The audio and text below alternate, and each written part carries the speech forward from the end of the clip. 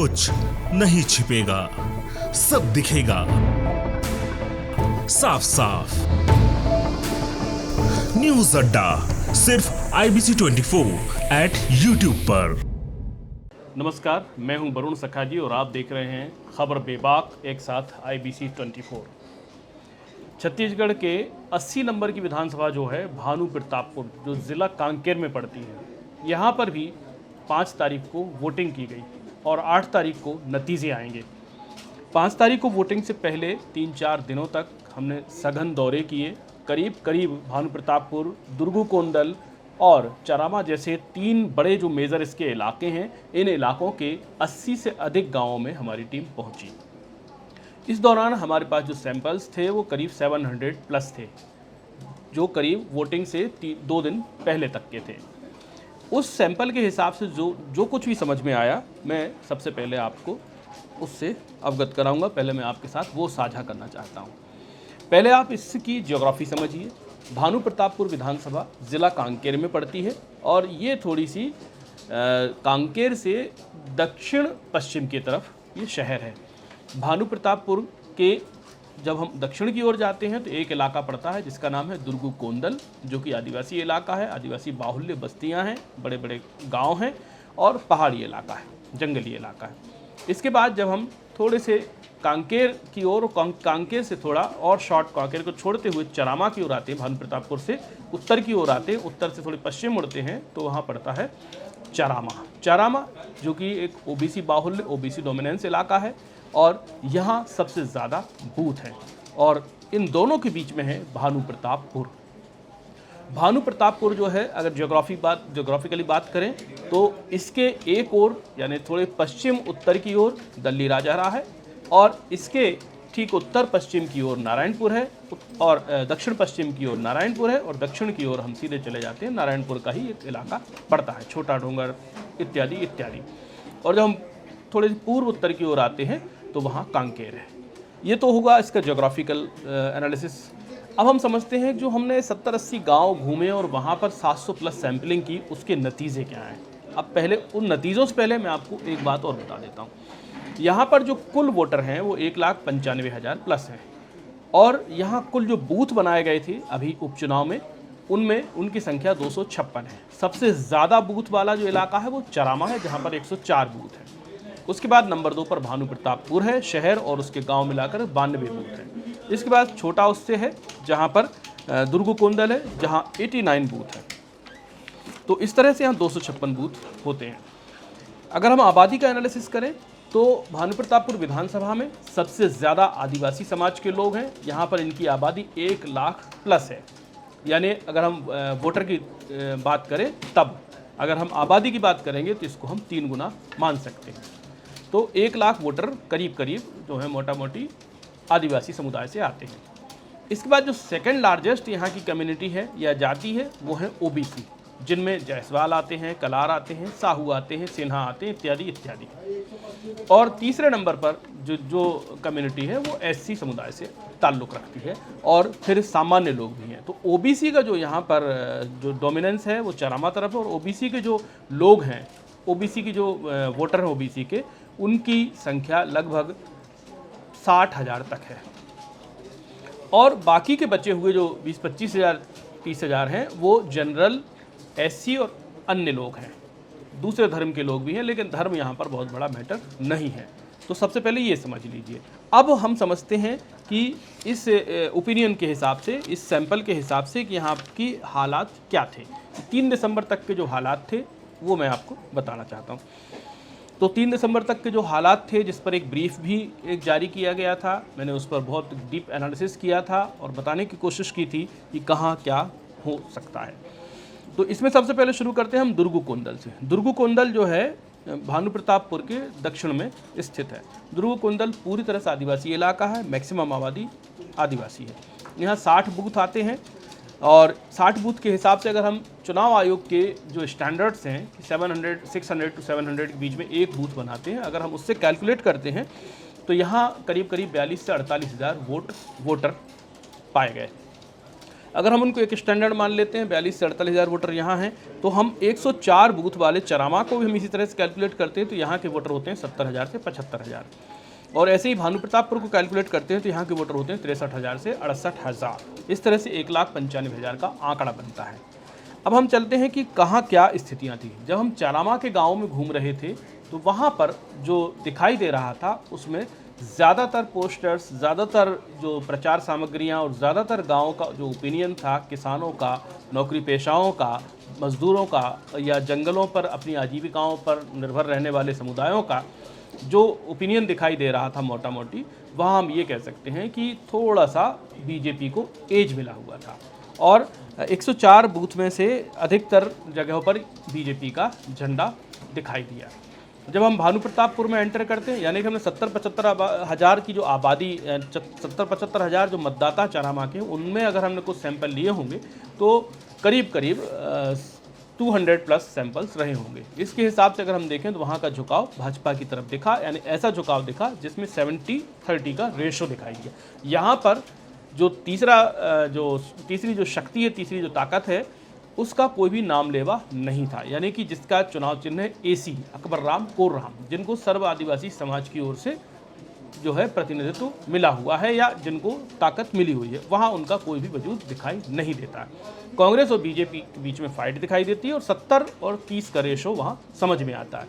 यानी अगर हम इसको और सरल भाषा में बात करें तो 104 बूथ हैं, 104 बूथ में से अगर हम मोटा मोटी देखें तो 71-72 बूथ बीजेपी जीतने की स्थिति में है और करीब 28 और 30 बूथ जो है कांग्रेस जीतने की स्थिति में थी। 3 दिसंबर 2022 तक का ये मैं आपको ओपिनियन बता रहा हूँ।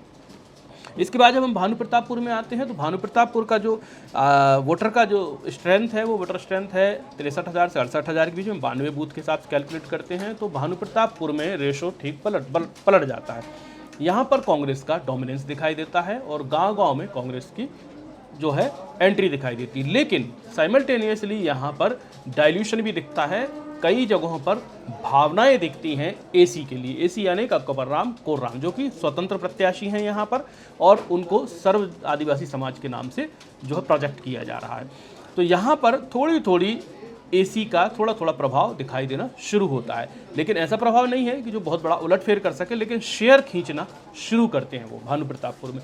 और यहाँ पर एक बात बहुत गौर करने लायक है कि भानु प्रतापपुर से हमको एक नई थीम और एक नया कंसेप्ट समझ में आता है। इलेक्शन कवरेज करते हुए करीब अभी तक 150 से अधिक इलेक्शंस देखे होंगे, लेकिन हमको वहाँ एक बार पहली बार ऐसा समझ में आता है कि एसी बहुत ही धीरे से चीज़ों को कर रहा है, यानी कि भावनाओं को उसने पकड़ रखा है। जब किसी नेता के पीछे भावना हो और एक नेता के पीछे भीड़ हो तो भीड़ तो डाइवर्ट हो सकती है या भीड़ तो पीछे हट सकती है, लेकिन भावनाएं बहुत देर में पैदा होती है और बहुत देर में ही उनका असर जाता है। जैसा कि इंदिरा गांधी के प्रति आज भी आदिवासियों के मन में सम्मान है, तो आज इंदिरा गांधी के एसेसिनेशन को मोर देन 35 वर्ष हो चुके हैं, लेकिन फिर भी आदिवासियों में वो हैं, क्योंकि वो भावना थी, भीड़ नहीं थी। तो इसलिए ये एक फ़र्क वहाँ पर समझ में आता है कि लोगों की भावनाएं वहाँ से शुरू होती हैं। यानी कि हम जब दली राजहरा का नाइट स्टे करने के बाद सुबह जब हम आ रहे थे तो सुबह हमने करीब 20-22 गांव में घुसने की कोशिश करी और जानने की कोशिश करी जिनको हमने एविडेंट किया, अपने डॉक्यूमेंट्स में लिया, तो वहाँ पर नज़र आता है कि एसी के लिए लोगों की भावना है। चाहे खेत में बात करते हुए लोग हों, चाहे घरों में सुबह का पेज माड़ बनाने वाले महिलाएँ रही हों, या मुर्गियों को मुर्गे बाड़े में पालन कर रही कोई महिलाएं हों, घर के झाड़ू पोंछे कर रही, नल पर हैंडपंप पर बच्चों को नहला रही महिलाएं हों, पुरुष हों या गांव के नौजवान लड़के हों, सब में एक भावना थी। उस भावना का असर ये हो रहा था कि अगर उस गांव में 100 की आबादी हम मान लें तो 100 में से अगर 90 आदिवासी समुदाय के लोग हैं तो 10 अन्य लोग थे, लेकिन वो अन्य लोग भी ये कहते हुए दिखाई दे रहे थे कि जो भी हमारे गांव ने तय किया हम उसके साथ चलेंगे। यानी उन्होंने अपने इंडिविजुअल वोट को वहाँ पर, अपने इंडिविजुअल ओपिनियन को थोड़ा सा होल्ड कर रखा था अपने गाँव के साथ चलने के कारण। तो भानु प्रतापपुर में भी हमको दिखाई देता है कि अकबर राम कोर राम का 20 से 22% का दखल हमको दिखाई दिया, और बाकी का जो दखल था, बाकी जो 80% बचा, हमको 78 से 80% जो बचता, उसमें से 15 से 16% हमको बीजेपी का दखल दिखाई देता है, और बाकी का 60 से 65% का जो दखल था वो कांग्रेस का दिखाई देता है। यानी भानु प्रतापपुर के अगर हम 92 जो इसके सेकंड लार्जेस्ट एरिया है ये, इसके अगर 92 बूथ की बात करें तो 92 बूथ को हम इस आधार पर अगर हम कैलकुलेट करते हैं तो आदिवासी समुदाय की ओर से जो प्रदर्शित किए गए या प्रोजेक्टेड किए गए उम्मीदवार हैं अकबर राम कोर्राम, वो 20% के हम मायने में बात करें तो कम से कम 18 से 20 बूथ पर मजबूत स्थिति में नजर आए। और दूसरी चीज़ जो है कांग्रेस, तो कांग्रेस हमको दिखती है 50 से 55 बूथ में मजबूत दिखती है। इसके अलावा बीजेपी दिखती है हमको 12 से 15 बूथ में मजबूत दिखती है। यानी कि यहाँ पर हम देखते हैं भानु प्रतापपुर में कांग्रेस लीड करती हुई दिख रही है, जबकि चरामा में बीजेपी लीड करती हुई दिख रही थी। तो यहाँ दोनों को अगर हम तुलना करते हैं तो जहाँ चरामा में बीजेपी कांग्रेस के बीच में 70-30 का रेशो दिखाई दे रहा है, यानी एक तरफा बीजेपी के लिए माहौल दिखाई दे रहा था, तो वहीं भानु प्रतापपुर में एक तरफा जैसा, नॉट एक तरफा लेकिन एक तरफा जैसा माहौल कांग्रेस के लिए दिखाई दिया। परंतु उस माहौल में जो है सेंधमारी के रूप में हमें अकबर राम कोर्राम का वजूद भी नजर आया। अब हम चलते हैं और निचले इलाके में जो फुली आदिवासी इलाका है, दुर्गु कोंदल। दुर्गु कोंदल डाइवर्सिफाई इलाका है, पहाड़ी इलाका है, जंगली इलाका है, दूर दराज तक गांव हैं, टोले हैं, मजरे हैं और लोगों की अपनी जीवन शैलियाँ हैं। तो ये मूल रूप से आदिवासी डोमिनेंट इलाका है। यहाँ पर फाइनेंशियल पावर तो ओबीसी के पास है, लेकिन पॉलिटिकल पावर जो है या सोशल पावर जो है वो आदिवासी समुदाय के पास है। तो यहाँ पर हमको थोड़ा सा एक बहुत ही कम मात्रा में एक असहमति, एक कन्फ्लिक्शन हमको वहाँ पर आदिवासी वर्सेस ओबीसी में दिखाई दिया। ये बात मैं इसलिए यहाँ कह रहा हूँ क्योंकि इसको आप अभी अगली बार जब मैं इस पर बात करूँगा, आगे बोलूँगा, तब आप इसको कनेक्ट करें, इसलिए मैं अभी यहाँ ये बात छोड़ देता हूँ। तो यहाँ दुर्गु कोंदल में जो 60 बूथ हैं, अगर हम चुनाव आयोग के हिसाब से कैलकुलेट करते हैं तो 42 से 44 हज़ार वोटर्स यहाँ पर हैं, जो कि लगभग 95-96% वोटर्स जो हैं वो आदिवासी समुदाय के हैं। यहाँ पर जो भावना हमने भानु प्रतापपुर में थोड़ी ऊंची होती हुई दिखी थी अकबर राम कोर्राम के लिए, वो यहाँ आकर चरम पर पहुँच जाती है। दुर्गु कोंदल के बीहड़ अंदर इलाकों में कुछ साप्ताहिक बाज़ारों में भी हम लोग गए तो हमने देखा वहाँ पर एक तरफा माहौल जो है एसी का दिखाई दिया। यानी कि हम ये कह सकते हैं कि 60 बूथ में से करीब 35 से 40 बूथ जीतने की स्थिति में अकबर राम कोर्राम और उनके लोग दिखाई दिए, और बाकी के बचे हुए 20 से 25 बूथ हैं, उनमें से 5 से 4 बूथ में बीजेपी का थोड़ा बहुत दिखाई दिया, और बाकी के 18 से 20 बूथ जो हैं उनमें कांग्रेस मजबूत नजर आई।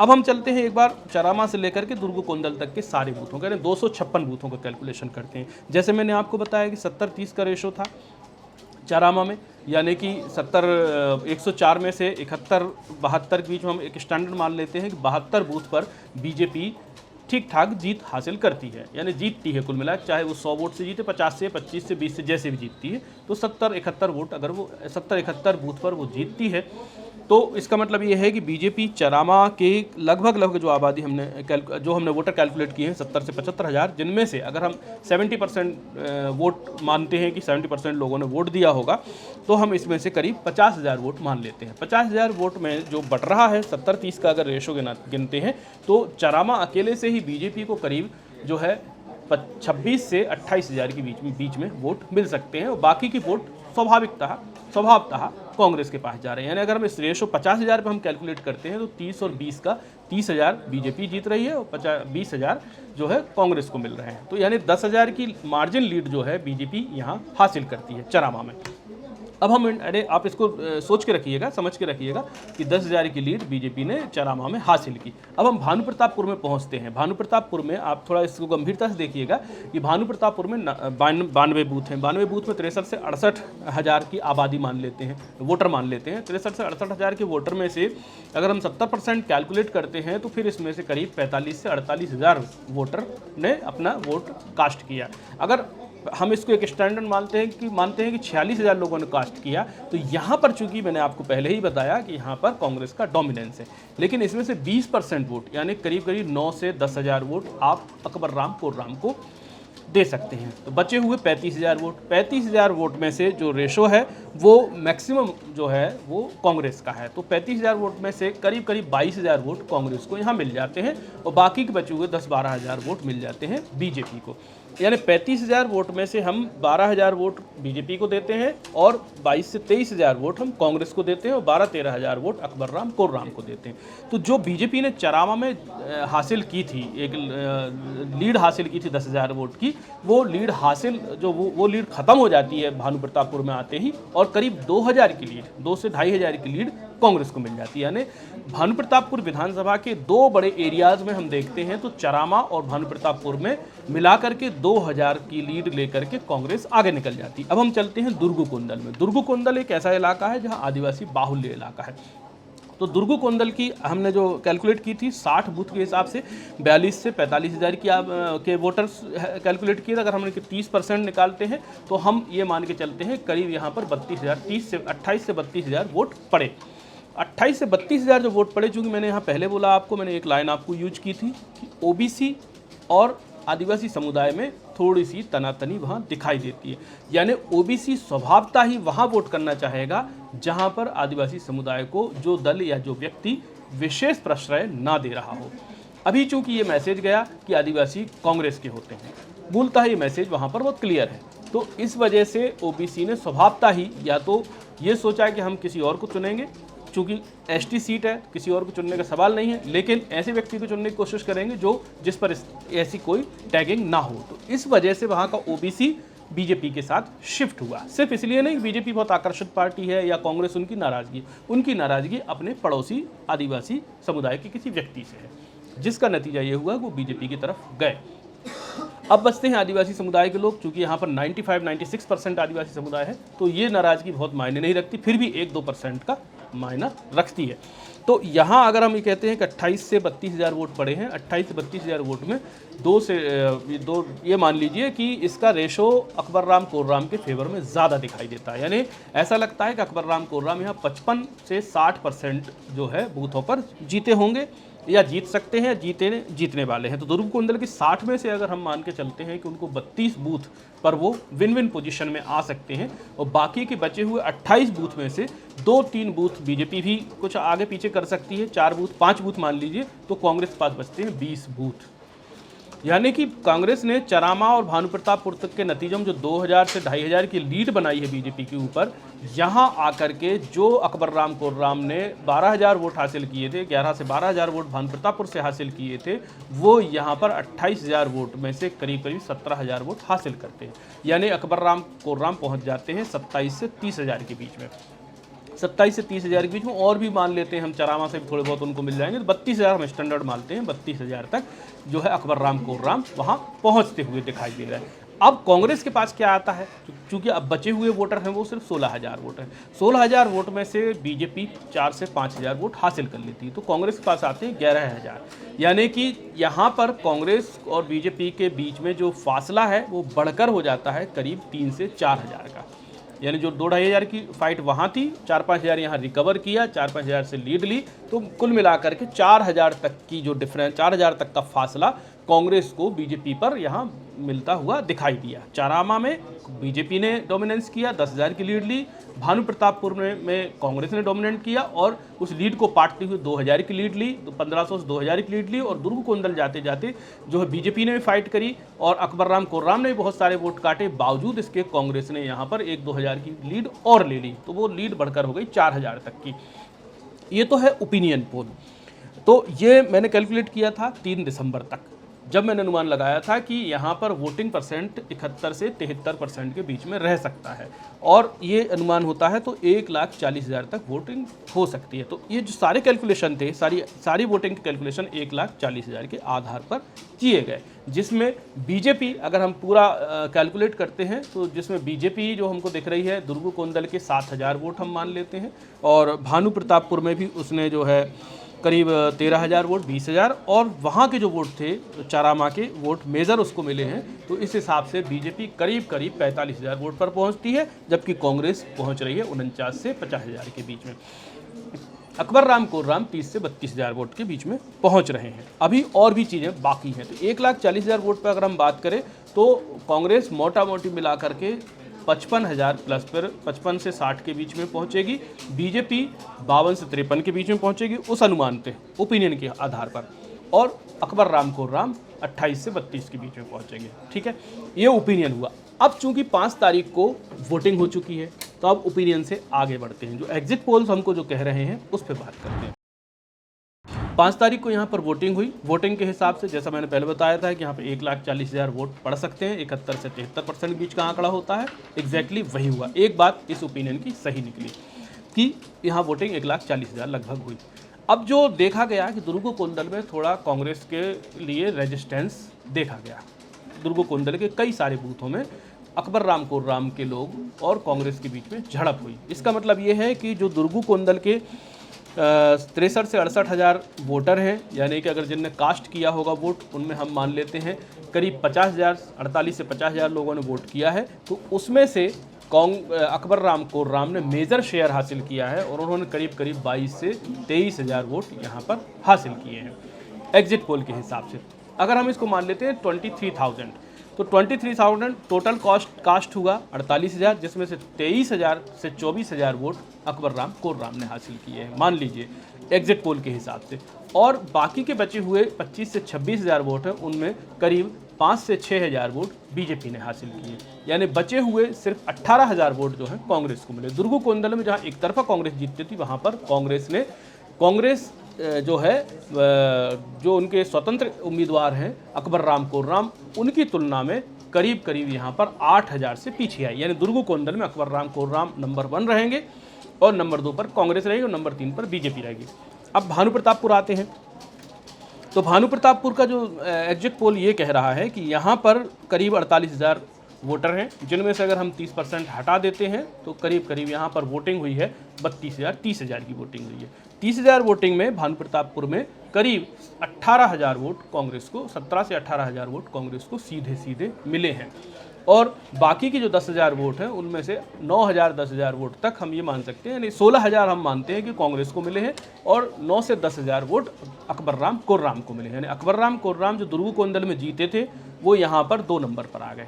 दुर्गु कोंदल में उनको 18-19,000 वोट मिले थे और यहाँ उनको 9 से 10,000 वोट मिले। यानी यहाँ दुर्गु कोंदल भानु प्रतापपुर दोनों मिलाकर के अकबर राम खुर्राम करीब 28,000 वोट पर पहुँचते हैं, जबकि कांग्रेस दुर्गु कोंदल के अपने वोट और भानु प्रतापपुर के अपने मेजर वोट यानी 16,000 वोट ये और दुर्गु कोंदल के करीब जो वोट उसने हासिल किए, उन वोटों को मिला लें तो कांग्रेस भी यहाँ पर 30,000 तक पहुँच जाती है। यानी 3 नंबर पर जो बीजेपी बैठी हुई है भानु प्रतापपुर और दुर्गु कोंदल के, दोनों के नतीजे हम मिलाते हैं तो 7,000 दुर्गु कोंदल में बीजेपी को, 5 से 7,000 हम कैलकुलेट करते हैं, 7,000 बीजेपी को मिलते हैं और भानु प्रतापपुर में उसको करीब 10,000 वोट मिलते हैं, 9 से 10,000 वोट मिलते हैं। तो बीजेपी पहुंच जाती है नंबर 3 पर ही, लेकिन 17,000 वोट वो यहाँ उसके पास हो जाते हैं। 17,000 वोट लेकर वो यहाँ खड़ी हो जाती है नंबर 3 पर। नंबर 2 पर खड़ी हो जाती है अकबर राम खुर्राम करीब 27 से 28,000 वोट लेकर के। नंबर 1 पर खड़ी हो जाती है कांग्रेस जो कि 29 से 30,000 वोट लेकर के। अब सबसे बड़ा जो क्षेत्र है वो चरामा, जहाँ पर 104 बूथ है। यहाँ की जो वोटर की संख्या वो 70 से 75,000 है। अगर हम इसको हम कैलकुलेट करते हैं जो निर्वाचन का जो आंकड़ा है उसके हिसाब से 70% में अगर हम कैलकुलेट करते हैं इनको तो करीब 20,000 हम लोग कम कर देते हैं। यानी आप 50,000 लोगों ने यहाँ पर वोट किया है। क्योंकि मैंने आपको पहले बताया कि यहाँ पर मेजर टर्नआउट जो है वो चरामा के बीजेपी की तरफ है। तो यहाँ पर ये मान लेते हैं एग्जिट पोल के जो हमारे पास नतीजे हैं या डिस्कशंस हैं उसके हिसाब से यहाँ पर जो है 28 से 29,000 वोट बीजेपी ने एक तरफा हासिल किए। तो बीजेपी के जो 17,000 वोट उसने हासिल किए थे दुर्गु कोंदल और भानु प्रतापपुर से, और यहाँ के 30,000 वोट मिला लेते हैं तो बीजेपी पहुँचती है करीब 48 से 50,000 के बीच में। और मोटा मोटी मान लेते हैं 50 से 51,000 के बीच में बीजेपी खड़ी हो जाती है तीनों जगहों को मिला करके। अब चूंकि कांग्रेस 30,000 पर ऑलरेडी बैठी हुई थी, चरामा में उसको जो है सेटबैक लगता है, लेकिन सेटबैक लगने के बाद भी जो है उसके पास करीब 18,000 19,000 वोट उसके पास आ जाते हैं। यानी कांग्रेस भी 30-32,000 उसके दुर्गु कोंदल भानु प्रतापपुर मिला लेते हैं और चरामा के मिला लेते हैं, तो कांग्रेस भी 51 से 52 के बीच में और बीजेपी भी 50 से 51 के बीच में जाकर खड़ी हो जाती है। अकबर राम खुर्राम को यहाँ पर 2-3 हज़ार वोट मिले तो मिल जाएंगे, नहीं तो वो भी नहीं मिल पाएंगे। यानी अकबर राम खुर्राम अपनी गाड़ी को 30 से 32,000 में जाकर खड़ा कर दे रहे हैं। यानी एग्जिट पोल का जो बहुत ब्रीफ है वो ये है कि अकबर राम खुर्राम 30 से 32,000 वोट पर जाकर अटक गए हैं और बीजेपी जो है वो 51 से 52,000 के बीच में कहीं वेरी कर रही है और कांग्रेस भी लगभग 51,000 53,000 तक 52,000 तक पहुंच सकती। यानी कि अगर हम ओपिनियन पोल की बात करें तो कांग्रेस ने जो 4,000 की लीड हासिल की थी वो एग्जिट पोल में जाकर के वो लीड डाइल्यूट होती दिख रही है और बहुत ही क्रूशियल लड़ाई पर आकर बैठ गई है। फिर भी एग्जिट पोल ये कह रहा है कि वेदर कांग्रेस या बीजेपी कोई भी जीतेगा तो 1,000 1,500 या अधिकतम 2,000 के फासले से।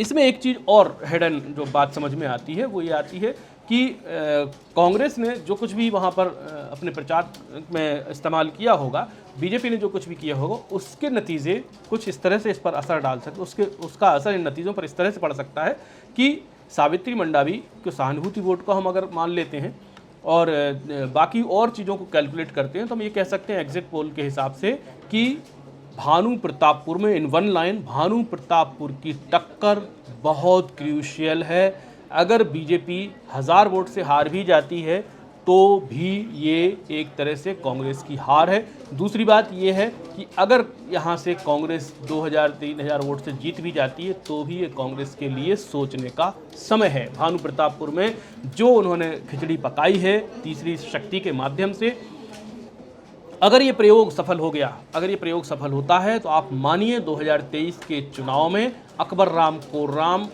जैसे अनेक लोगों की बाढ़ आएगी और जितने भी ट्राइब सीट्स हैं उन सीट्स को वोट डाइल्यूशन कर करके बीजेपी एक बड़ा दांव खेल सकती है। यानी ओपिनियन पोल ये कह रहा था कि 4,000 वोट से कांग्रेस भानु प्रतापपुर जीत रही है, जबकि एग्जिट पोल ये कह रहा है कि 1,000-1,200 वोट से कांग्रेस जीत सकती है। थोड़ा सा उलटफेर हो गया होगा तो बीजेपी भी यहाँ से बाजी मार सकती है। बहरहाल अगर आपको वीडियो अच्छा लगा हो तो आप इसको शेयर कीजिएगा और इसको रखिए ज़रूर। 8 तारीख को मुझे टैग कीजिएगा मेरी फेसबुक आईडी पर और इस वीडियो पर आइए, कमेंट कीजिएगा, बताइएगा 8 तारीख को ये कितना सटीक निकला। बहुत बहुत शुक्रिया, नमस्कार। कुछ नहीं छिपेगा, सब दिखेगा साफ साफ। न्यूज़ अड्डा सिर्फ IBC 24 @ YouTube पर।